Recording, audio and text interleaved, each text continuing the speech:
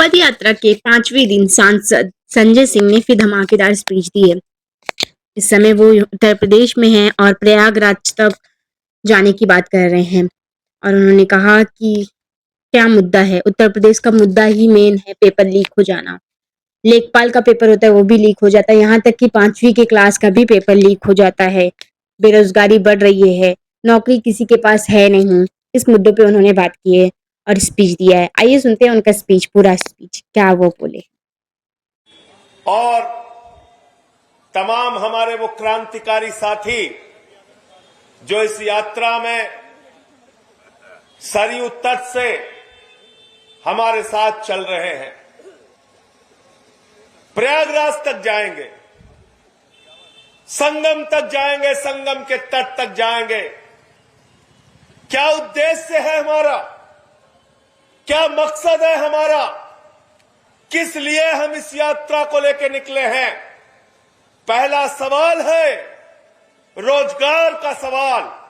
आज उत्तर प्रदेश का युवा, उत्तर प्रदेश का नौजवान बेरोजगारी के कारण त्राही त्राही कर रहा है।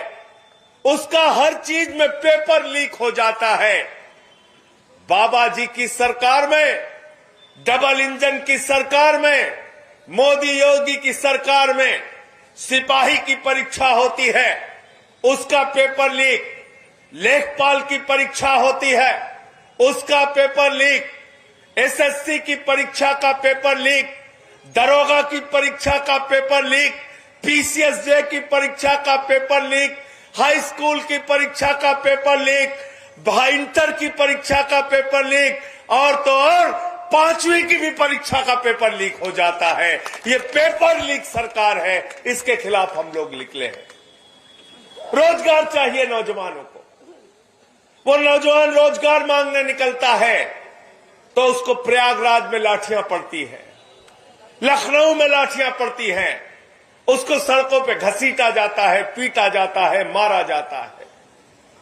आज ये हो रहा है नौजवानों के साथ उत्तर प्रदेश में। और क्या कहा था मोदी जी ने?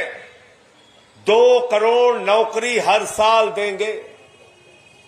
कै साल हो गया मोदी जी को भैया? कै साल हो गया? कितनी नौकरी मिलनी चाहिए थी? 22 करोड़। दद्दू ऐसे करोगे तो काम बनेगा नहीं भाई। 22 का 2 कर दोगे, ये काम मोदी जी को करने दीजिए। 22 करोड़ नौकरी मिलनी थी। और अगर 22 करोड़ नौकरी हिंदुस्तान के नौजवानों को मिल जाती तो मैं दावे के साथ कह रहा हूं, एक भी घर का नौजवान बेरोजगार नहीं रहता, उसको लाठी खाने की जरूरत नहीं पड़ती। फिर क्या बोला मोदी जी ने? इतना काला धन लाएंगे, इतना काला धन लाएंगे कि हर आदमी के खाते में कितना जमा कर देंगे? 15 लाख। 15 पैसे नहीं आए। हमारी माताओं बहनों ने अपने पति से छिपा के 1500 की नोट जो घर के संदूक में रखी थी कि बेटी की शादी में ये पैसा काम आ जाएगा, मोदी जी ने नोटबंदी करके कहा माताओं और बहनों यही तो काला धन है, लाइन में लग के इसको जमा कर दो। उसको भी जमा करा लिया, खाली करा लिया, वो भी जमा करा लिया। और क्या कहा था? किसान को उसके फसल का 2 गुना दाम देंगे। और क्या कहा था? 15 अगस्त 2022 तक सबको पक्का मकान देंगे। बड़े बड़े वादे हमसे आपसे किए गए। और योगी बाबा ने कहा था हर साल 13.5 लाख नौकरी देंगे। कितना? 13.5। गलत तो नहीं कह रहा हूं भाई? 13.5 लाख नौकरी। कहां गई ये नौकरी? मोदी जी आए थे एक सभा में, उत्तर प्रदेश के नौजवानों का मजाक उड़ा के चले गए। पता नहीं आपको बुरा लगा कि नहीं लगा, मुझे तो बहुत बुरा लगा। आए और सभा में कहे नौजवानों चिंता मत करना, यूपी के लोगों चिंता मत करना, हम तुम्हारे लिए रोजगार लेकर आए हैं। नौजवानों ने पूछा क्या रोजगार है मोदी जी? बोले बेटा गोबर से रोजगार कर लो। बोला था कि नहीं बोला था बताओ? बोला था ना। गोबर से भी रोजगार नहीं दिया। ये लड़ाई इसलिए है, ये यात्रा इसलिए है कि उत्तर प्रदेश के नौजवान को तो मोदी जी कहते हैं गोबर से रोजगार मिल जाएगा। बिहार के नौजवान से कहते हैं 8-8 घंटे बेटा मोबाइल पे रील बना के रोजगार कर लो। लेकिन जो उनका भतीजा है अमित शाह का लड़का, जिसको बल्ला पकड़ना नहीं आता, वो पाकिस्तान से क्रिकेट करा के हजारों करोड़ की कमाई करता है। इसलिए हमारी ये लड़ाई है। भारत माता की रक्षा की बात करते हैं ये लोग, भारत माता की जय लगाते हैं। मैं पूछना चाहता हूं बीजेपी के लोगों से, योगी जी से मैं पूछना चाहता हूं, जरा हमको बताओ। बीजेपी के लोगों से मैं पूछना चाहता हूं, जरा बताइए, आप भारत माता की जय लगाते हैं, लेकिन भारत की सेना को आपने 4 साल के ठेके पे रख दिया। अग्निवीर जैसी योजना लेके आए। हमारे यूपी का नौजवान सुबह उठता था, 4 बजे उठ के तैयारी करता था, 10 किलोमीटर की दौड़ लगाता था, अपने शरीर को तैयार करता था। उसकी मां दूध पिलाकर कहती थी, बेटा जब जरूरत पड़ेगी तो भारत माता की रक्षा के लिए सेना में भर्ती होकर अपने प्राणों की आहुति दे देना, लेकिन देश की रक्षा करना। तुमने उनको अग्निवीर बना दिया। कह रहे हो 4 साल की नौकरी, 17 साल में सेना में भर्ती, 21 साल में रिटायर। बाप नौकरी करेगा, बेटवा रिटायर हो जाएगा। बाप नौकरी करता रहेगा, बेटवा रिटायर हो जाएगा। यह है अग्निवीर योजना। इसलिए हम ये यात्रा लेके निकले हैं। और आज सिर्फ नौजवान जो सरकारी नौकरी की लाइन में लगा है वही बेरोजगार नहीं है, किसान भी बेरोजगार है। उसका कृषि क्षेत्र का काम बर्बाद किया जा रहा है। खाद की एक बोरी के लिए उसको लाइनों में लगना पड़ता है, आत्महत्या करना पड़ता है, फांसी लगाना पड़ता है। आज ये उत्तर प्रदेश और देश की हकीकत है। आज बुनकर समाज बेरोजगारी की मार झेल रहा है, उसका धंधा चौपट हो गया है। आज उत्तर प्रदेश के लाखों रेहड़ी पटरी वाले बर्बाद हो गए हैं। उनकी दुकान पे तो जब चाहते हैं बाबा जी का बुलडोजर चल जाता है, गरीब की दुकान उजाड़ दी जाती है। मैंने इसी सुल्तानपुर में 16 साल तक पटरी गुमटी वालों के लिए, रेहड़ी वालों के लिए काम किया, उनके लिए लड़ाई लड़ने का काम किया। जिस पुलिस की लाठी रेहड़ी वाले के ऊपर उठी, उसकी लाठी को पकड़ने का काम किया, उसको रोकने का काम किया, उसकी आवाज को बुलंद करने का काम किया। लेकिन आज बुलडोजर चल जाता है, इनको तो कोई फर्क नहीं पड़ता। लेकिन आप सोचिए, वो सब्जी की दुकान लगाने वाला गरीब आदमी, जिसके घर में उसकी मां कैंसर की मरीज है, उसके बेटे की फीस जमा करनी है, उसका ठेला आप तोड़ देते हैं, उसकी गुमटी तोड़ देते हैं, उसकी सब्जी की दुकान आप उजाड़ देते हैं। आपको उसकी तकलीफ का अंदाजा है? आपको पता है कितनी मुश्किल से वो 45 डिग्री टेम्परेचर में गर्मी में और 10 डिग्री, 8 डिग्री, 6 डिग्री टेम्परेचर में ठंडियों में अपना रोजगार सड़क के किनारे करता है? कभी आपने सोचा, कभी आपने उसके बारे में विचार किया? नहीं नहीं, बुलडोजर चलाओ, उजाड़ दो, सबको तबाह करो। ये हो रहा है उत्तर प्रदेश में। ये यात्रा उन रेहड़ी पटरी वालों के लिए भी है कि आइए मिलकर हम सब लोग अपने रोजगार की लड़ाई लड़ते हैं। ये यात्रा हमारे मजदूर भाइयों के लिए भी है, उनको मजदूरी नसीब नहीं हो रही है।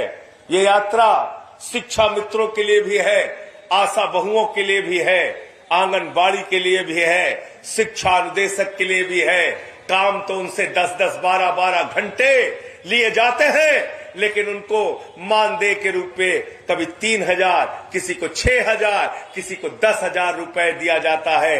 अरे वो तुमसे भीख नहीं मांग रहे हैं, अपने काम की मजदूरी मांग रहे हैं। उनको उनके काम का उनका हक मिलना चाहिए, मानदेय मिलना चाहिए, उनको उचित पैसा मिलना चाहिए।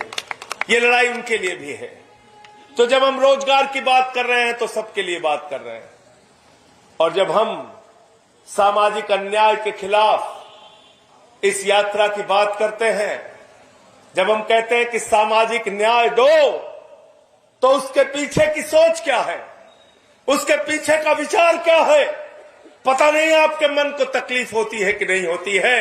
लेकिन जरा आप सोचिए, अगर उत्तर प्रदेश में ऐसी खबर आती है कि काकोरी के अंदर एक मंदिर में 80 साल के बुजुर्ग को, जो पासी समाज से था, दलित समाज से था, पेशाब चटवाई जाती है, तो ये कौन सा समाज हम बना रहे हैं। जब खबर आती है बुलंदशहर से कि सीआरपीएफ का एक जवान जो सीआरपीएफ में काम करता है, वो अपनी शादी में घोड़ी पे इसलिए नहीं चल सकता क्योंकि वो दलित समाज से है। जब खबर आती है कि एक कथावाचक का सिर मुड़वा दिया गया और उससे कहा गया, अरे तुम तो पिछड़े हो, तुम कैसे कथा पढ़ सकते हो, तो हम कौन सा समाज बना रहे हैं। जब रायबरेली में हम खबर पढ़ते हैं कि हरिओम वाल्मीकि की मॉब लिंचिंग करके हत्या कर दी गई, अरे हमको ऐसा समाज नहीं चाहिए, ऐसा नफरतों का समाज नहीं चाहिए जहां मुसलमान भाइयों के खिलाफ नफरत फैला के उनके घरों पे बुलडोजर चलाया जाए, उनके धर्म के खिलाफ रोज बयानबाजी की जाए,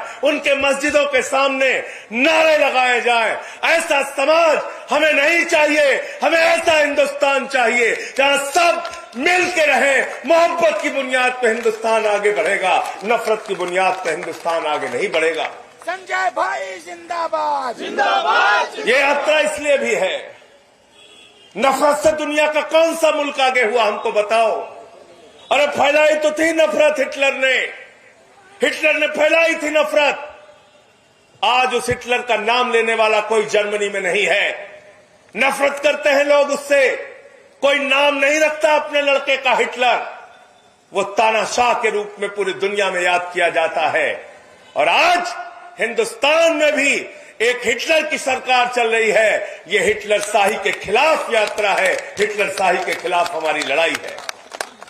मैं आप सबसे इसलिए ये कहना चाहता हूं मेरे साथियों और दोस्तों कि आप आइए मिलकर हम सारे लोग सामाजिक न्याय की बात करते हैं और इसमें ये बताते हैं लोगों को कि नफरत से आपका दे, अरे नफरत से तो एक घर नहीं बनता। क्या 4 भाइयों में अगर नफरत होगी तो वो घर आगे बढ़ सकता है क्या? जरा हाथ उठा के बताओ पीछे तक। बढ़ सकता है क्या? बढ़ सकता है क्या? एक मोहल्ले में आपस के लोगों में नफरत होगी तो मोहल्ला आगे बढ़ सकता है क्या? एक गांव में आपस में अगर लोगों में नफरत होगी तो वो गांव आगे बढ़ सकता है क्या? एक शहर के लोगों में आपस में नफरत होगी तो वो शहर आगे बढ़ सकता है क्या? बढ़ सकता है क्या? आप बताओ मुझे। तो राज्य कैसे आगे बढ़ जाएगा? नफरत की बुनियाद पर राज्य आगे बढ़ जाएगा क्या? नफरत की बुनियाद पर देश आगे बढ़ जाएगा क्या? अरे नफरत से तो सिर्फ नफरत मिलेगी। राष्ट्रपिता महात्मा गांधी ने कहा था, बापू ने कहा था, एक आंख के बदले दूसरी आंख फोड़ने की होड़ में लग जाओगे तो पूरी दुनिया अंधी हो जाएगी। हमें अंधा बनाना है कि रोशनी देना है? और अगर रोशनी देना है तो आइए इस यात्रा के साथ जुड़िए, आइए इस यात्रा के साथ जुड़िए। हमसे सवाल पूछा मीडिया वालों ने। एक बाबा जी ने हिंदू राष्ट्र के लिए यात्रा निकाली है। मैंने कहा ये देश किसी बाबा जी की यात्रा से नहीं चलेगा, ये देश बाबा साहेब के संविधान से चलेगा, बाबा साहेब के संविधान से। और वो बाबा साहब का संविधान जिसके ऊपर नरेंद्र मोदी ने शपथ ली है, जिसके ऊपर योगी आदित्यनाथ ने शपथ ली है, जिसके ऊपर सारे केंद्रीय मंत्रियों और देश के मुख्यमंत्रियों ने, विधायकों, सांसदों ने शपथ ली है, जिसके ऊपर संजय सिंह ने भी शपथ ली है। मैं तो उस संविधान की शपथ खा के कहता हूं कि उस संविधान में लिखा है हिंदुस्तान एक धर्मनिरपेक्ष राष्ट्र है, हिंदुस्तान एक धर्मनिरपेक्ष राष्ट्र ही रहेगा। ये किसी बाबा के फरमान से नहीं चलेगा, ये बाबा साहब के संविधान से चलेगा। गलत तो नहीं कह रहा हूं, लेकिन बाबा साहब के संविधान ने तो बहुत अधिकार दिया। एक अधिकार आपका और छीना जा रहा है। क्या अधिकार? क्या अधिकार? जोर से बोलिए, वोट का अधिकार, वोट का अधिकार। लोग नारा लगाते हैं वोट चोरी, वोट चोरी। हमने कहा भाई चोरी का नारा बंद करो, वोट डकैती बोलो। वोट डकैती, कितनी डकैती हुई बिहार में पता है? 80 लाख। हम लोग सुनते हैं साइकिल चोर है। क्यों भाई धर्मराज? साइकिल चोर, घड़ी चोर, लॉकेट चोर, मुर्गी चोर है, एक भैंस चोर। एक पार्टी है देश में निकली है भारतीय जनता पार्टी, वोट चोर। वोटें चुरा लेता है, वोटें चुरा लेता है, पता ना चलता है, वोट गायब। कितना वोट चुराएं? कितने वोट की डकैती कहें? 80 लाख वोट की डकैती भा है बिहार में। 80 लाख वोट की डकैती हुई है बिहार में। और बिहार चुनाव के शुरू होने के 3 महीने पहले उठा के देख लेना, संजय सिंह का बयान है। मैंने कहा था बिहार का चुनाव हाईजैक हो चुका है SIR के नाम पे। ज्ञानेश कुमार ने जीत का प्रमाण पत्र मोदी जी के घर पहुंचा दिया है। मैंने बोला था कि नहीं बोला था? बताओ, बोला था कि नहीं बोला था? आज वो संविधान का अधिकार छीना जा रहा है, उसके ऊपर डकैती डाली जा रही है। ये सामाजिक अन्याय है, ये लोकतंत्र पे डाका है, ये आपके वोट पे डाका है। क्योंकि बाबा साहब ने जब संविधान लिखा तो उन्होंने लिखा राष्ट्रपति के वोट की गिनती भी एक होगी, चपरासी के वोट की गिनती भी एक होगी, मंत्री के वोट की भी गिनती एक होगी, सांसद के वोट की भी गिनती एक होगी, विधायक के वोट की भी गिनती एक होगी, सभासद के वोट की भी गिनती एक होगी, गांव के प्रधान के भी वोट की गिनती एक होगी, BDC के भी वोट की गिनती एक होगी, दलित के वोट की भी गिनती एक होगी, पिछड़े के वोट की गिनती भी एक होगी, टाटा के वोट की भी गिनती एक होगी, बिरला के वोट की भी गिनती एक होगी, अदानी के वोट की भी गिनती एक होगी, अंबानी के वोट की भी गिनती एक होगी, मोदी के वोट की भी गिनती एक होगी, और योगी के वोट की भी गिनती एक होगी। 2 वोट तो नहीं गिना जाएगा ना? नहीं गिना जाएगा ना? कितना डुप्लीकेट वोट बना है बिहार में? 80 लाख वोट की तो डकैती हुई है। 20 लाख। कितना वोट डुप्लीकेट बना है? 14 लाख। एक आदमी का नाम 2 जगह 3 जगह दर्ज है, ऐसे कितने मामले हैं? 14 लाख।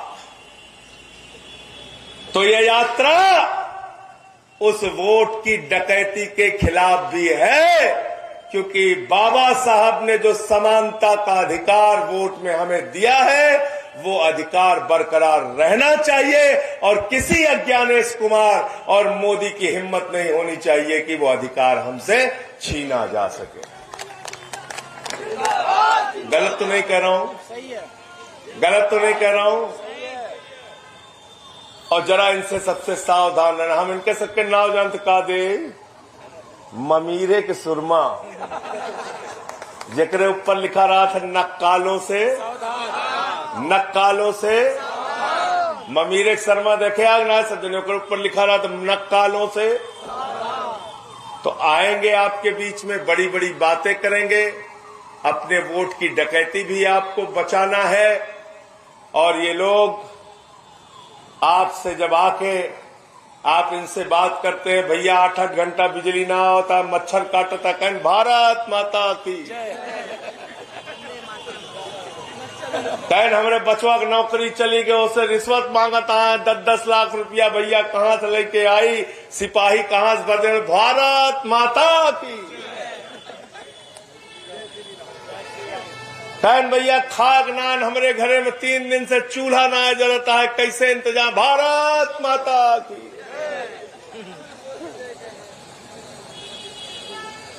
हमारा लड़का गरा सेना में भर्ती हुआ, 4 साल में रिटायर हो गए, भारत माता की।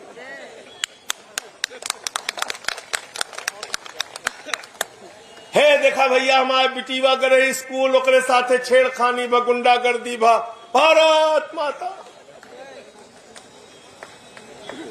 हे देखा बिजली महंग हो जाती है तो तू अडानी काहे बेच दे भारत माता। हे देखा रेल हमारे काहे बेच दे है तू भारत माता की। हे देखा कोयलवा उठा तो तू सारा का सारा अडानी दे दिया हे भारत माता की। हे देखा हमारे गैस हमारे पेट्रोल उठा तू बेच दिया हे भारत माता की। हे देखा एयरपोर्ट हमारे उठा तू काहे अडानी दे दिया भारत माता की। संजय भाई जिंदाबाद जिंदाबाद जिंदाबाद। संजय भाई हे देखा हमारे समुद्र तट उठाए तू काहे बेच दिया वंदे मातरम। हे देखा अडानी के समुद्र तट पर 20,000 करोड़ के ड्रग्स पकड़ेगा वंदे मातरम। ऐसे काम चलेगा क्या? नहीं चलेगा। जिसकी मां ने दूध पिलाया है मैं इस मन से कह रहा हूं आइए मेरे साथ चलिए 100 लोगों को मैं लेके चलूंगा। चलिए सीमा के ऊपर चलते हैं भारत माता की जय भी लगाएंगे और वंदे मातरम भी गाएंगे लेकिन अपने बहनों के जो सिंदूर उजाड़े गए हैं पहलगाम में उसका बदला लेके आएंगे। संजय भैया संजय भैया संजय भैया आम आदमी पार्टी। तुम इन नारों के पीछे छिपना चाहते हो जिन्होंने 52 साल तक तिरंगा झंडा नहीं फहराया। इन नारों के पीछे आपको छिपने नहीं देंगे। हम भी भारत माता की जय लगाते हैं तो कहते हैं बताओ नीरव मोदी ने 20,000 करोड़ रुपए हिंदुस्तानियों का क्यों लूटा बैंक डकैती क्योंकि इसका जवाब दो। हम जब भारत माता की जय लगाते हैं तो हम पूछते हैं अडानी को तुमने भारत माता की संपत्ति क्यों बेची। अरे जो लोग भारत माता की संपत्ति बेचते हैं वो भारत माता की कपूत संतान है सपूत संतान नहीं है याद रखना। तो भारत माता की जय लगा के भारत की संपत्तियां बेच रहे हो। रेल तुमने बेच दिया, सेल तुमने बेच दिया, कोयला तुमने बेच दिया, गैस तुमने बेच दिया, बिजली तुमने बेच दिया, पानी तुमने बेच दिया, एयरपोर्ट तुमने बेच दिया, समुद्री पोर्ट तुमने बेच दिया, आकाश तुमने बेच दिया, पाताल तुमने बेच दिया। भारत माता की संपत्तियां बेचते हो और भारत माता के जय लगाते हो। ये दोहरा चरित्र हमको स्वीकार नहीं है। हम भारत माता की जय भी लगाएंगे और भारत की संपत्ति को बचाने की भी लड़ाई लड़ेंगे। संजय भैया जिंदाबाद संजय भैया जिंदाबाद संजय भैया जिंदाबाद। देखो देखो कौन आया देखो देखो कौन आया देखो देखो कौन आया। ये लिए कह के जाते ही एक बात का ध्यान दे रहे हैं जैसे नारा लगाओ जान ले तो आज जेब कटे वाली है। हाँ पेट्रोल के दाम बढ़े वाला है जैसे जोर जोर नारा लगावे लागे। तो इसलिए असली मुद्दों पे बात करनी पड़ेगी। आपकी जिंदगी के जुड़े हुए मुद्दों पर बात करनी पड़ेगी। आपके जिंदगी के जो असली सवाल हैं उसके बारे में बात करनी पड़ेगी। न मेरा है न तेरा है ये हिंदुस्तान सबका है। नहीं समझी गई ये बात तो नुकसान सबका है। और आज कौन कौन से लोग हमारे साथ इस यात्रा में चल रहे हैं? मजदूर, किसान, नौजवान, माताएं, बहनें जो 2 वक्त की रोटी की भी लड़ाई लड़ रहे हैं और रोजगार की भी लड़ाई लड़ रहे हैं, सामाजिक न्याय की भी लड़ाई लड़ रहे हैं। वो जिनके हाथ में हर वक्त छाले रहते हैं, आबाद उन्हीं के दम पर महल वाले रहते हैं। वो जिनके हाथ में हर वक्त छाले रहते हैं, आबाद उन्हीं के दम पे महल वाले रहते हैं। आप सबका बहुत बहुत शुक्रिया, बहुत बहुत धन्यवाद आज इस यात्रा को सफल बनाने के लिए। और अब से यहां से जब हम लोग अभी निकलेंगे, आज के कार्यक्रम की अध्यक्षता भी आप जाइएगा नहीं, आज के कार्यक्रम की अध्यक्षता यहाँ के जिला अध्यक्ष सुरेश जी कर रहे हैं। वो धन्यवाद ज्ञापन करेंगे तब आप लोग यहां से उठिएगा। मैं बगल में खड़ा हूं। और इसके बाद हम लोग यहां से गभड़िया बहादुरपुर कौमी निस्वा में आज रुकना है, तो वहां तक साथ साथ यात्रा में चलेंगे। मैं बड़े आदर के साथ आज के कार्यक्रम के अध्यक्ष सुरेश भाई को आमंत्रित करता हूं कि आपने बात रखी। आइए। सम्मानित मंच, बहुत बहुत धन्यवाद। रोजगार दो, सामाजिक न्याय दो। माननीय राज्यसभा सांसद, उत्तर प्रदेश के प्रभारी आदरणीय राज्यसभा सांसद श्री संजय सिंह के नेतृत्व में यह पदयात्रा रोजगार दो, सामाजिक न्याय दो, अयोध्या से जो रेहड़ी वालों के लिए, पटरी वालों के लिए, किसानों के लिए, मजदूरों के लिए, बेरोजगारों के लिए, सभी लोगों के लिए जो आवाज सड़क से लेकर के संसद तक उठाने का काम हमारे माननीय राज्यसभा